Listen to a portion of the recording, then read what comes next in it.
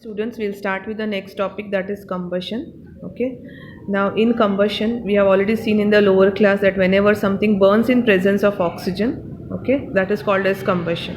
Okay, now all the carbon compounds, when they burn in presence of oxygen, they will give you carbon dioxide with the release of heat and light. Okay, now there are three reactions given in your textbook. All these reactions are examples of combustion when carbon is burnt with oxygen. This is methane, which is burnt with oxygen, and this is ethanol when burnt with oxygen. Okay, you can see you're getting carbon dioxide here and heat and light. Okay, now these reactions are in two categories. First is saturated hydrocarbons and second is unsaturated hydrocarbons. Saturated hydrocarbons will generally give a clean flame, that is a blue flame. Okay, that is alkanes. When you have got unsaturated hydrocarbons, that is alkene and alkyne, they will burn with yellow flame, okay, and with lots of black smoke, sooty deposits. Okay, but in case of saturated hydrocarbons also, if you do not get enough supply of air, they will also burn with yellow sooty flame. Okay, so one reason for your gas or the kerosene stove in your home which has got inlets of air, you can see small inlets of air in the burners, that is because for sufficient supply of oxygen rich air. If these burner inlets are clogged, then you will see that instead of blue flame, that is a clean flame, you will have a yellow flame. Okay, just turn the page. The same give reason is there, which is continued, that in insufficient supply of oxygen, you will have the vessels which get blackened, you will have a sooty flame instead of a clean blue flame. Okay, now you have here, do you know? Okay, in now this do you know, why do certain substance burn with a flame and certain without the flame? Okay, now for example, you have got coal and charcoal. When you burn them, you will not have flame, you will have a reddish ember heat. Okay, and you will have heat coming out, but there will be no flame here. That's because these substances, when you ignite them, they contain volatile substances. Now what are volatile substances? Volatile substances are certain liquid substances which are present in these solids. That's why they will vaporize.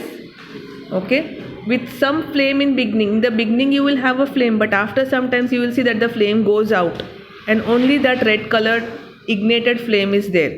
Okay, while certain substances, they burn completely with a luminous flame. Why? Because these substances only have got gaseous substance, they will not have these volatile substances.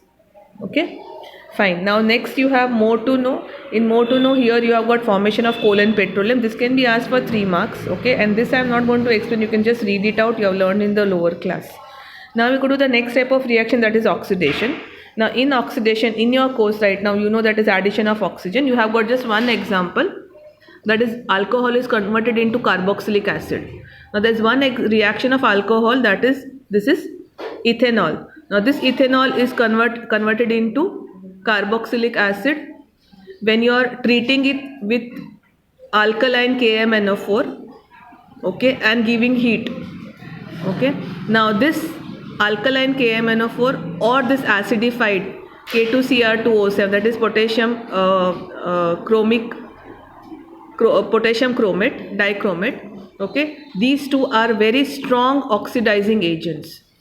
Now these oxidizing agent, they add here oxygen to this alcohol and they turn this into carboxylic acid. Okay, now next reaction is an addition reaction, that is also known as hydrogenation. Now this hydrogenation, especially when you have addition of hydrogen.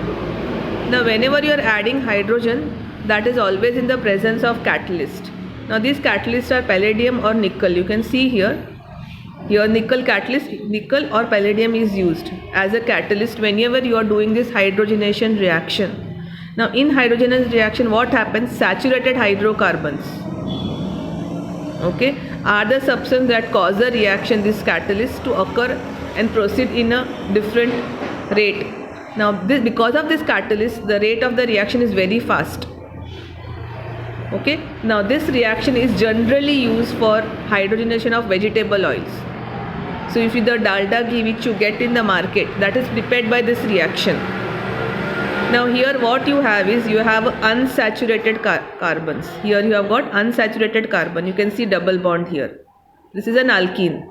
Now this alkene turns into an alkane. So unsaturated hydrocarbon turns into saturated hydrocarbons in presence of a catalyst nickel or palladium, and you have to add hydrogen.